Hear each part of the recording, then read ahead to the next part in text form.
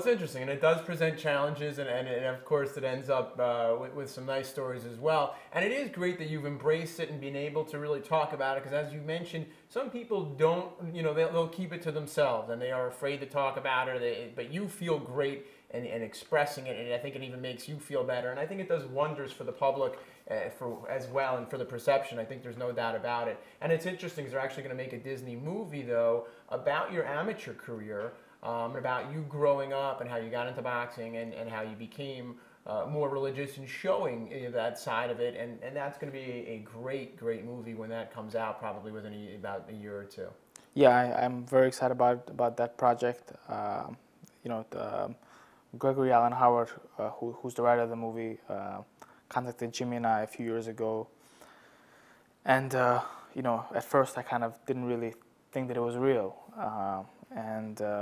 Then as things started to move along, I realized that they're serious, and it's just a great compliment, and something that I didn't really wish for. But I'm very grateful for it, and very happy that it's taken off. Are there people in your community at all that feel maybe you should not be boxing, and that it goes at all against sort of the religious aspects, or for the most part, it certainly seems like most people have really embraced it, though. Yeah, well, everything has to be judged in the context of the particular situation. I started boxing before I became more observant, and I come from a non-religious background. If a rabbi or someone of higher stature, someone from a family of such would become a boxer, maybe it's not a traditional thing to do. But I don't. Boxing is a tough sport, and that's the way it happened in my life. And certainly in my life, there's no contradiction. There's no contradiction. Look, boxing's a tough sport, but usually a lot of boxers, you see them and their nose might be over here and their eyes over here. You're a pretty good-looking guy still. You got your faculties going, you know what you're saying, and you look pretty good, but I guess that's what happens when you're 30-1. So you've done pretty well, and you've kept yourself together. There was a great fighter, Willie Pep, from back in the days, and he used to say, "He who hits and runs today will live to see another day." So that's my motto. And much like Jimmy, though, he was a great mentor to you, and now you're looking to be a mentor to so many younger Russian Jews who have immigrated here to America, opening up your own center, which is really just opening. Well, the grand opening is coming up a little bit later on this summer, and it's a Dmitriy Salita Youth Center. Talk about what it means to you to open this center and what the center is going to represent. I personally was affected by two organizations, by Chabad, which is a Jewish outreach organization, and by Star City Boxing Club, which is kind of an after-school program. So even though I turned out to be a professional, there's thousands of kids that come through the gym that it just gives them an outlet, which is really what it's for, and it's very important.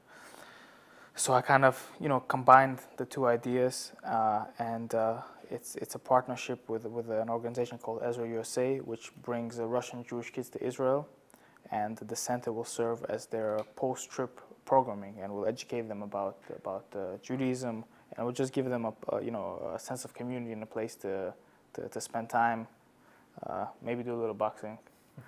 I'm very excited about it. I feel it's my responsibility to give back and to do something like that. So I look forward to it gaining ground. I have a feeling everybody's going to come up to you and ask for a couple of boxing tips along the way almost every day whenever they get to see you there. But I'm sure just these kids, seeing someone like yourself that's successful, that was in their shoes when they came here, maybe didn't speak that much English, maybe weren't allowed to practice Judaism in the country they came from.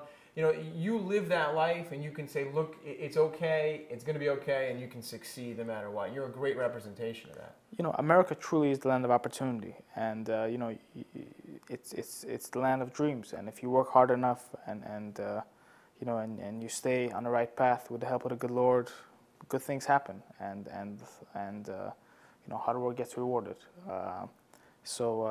Yeah, I think that I'm grateful that I'm here, and I grew up in Brooklyn, so the center is opening up in Brooklyn, and I look forward to it progressing, and the plan is for it to open up in a few other towns, but I'm extremely excited about it.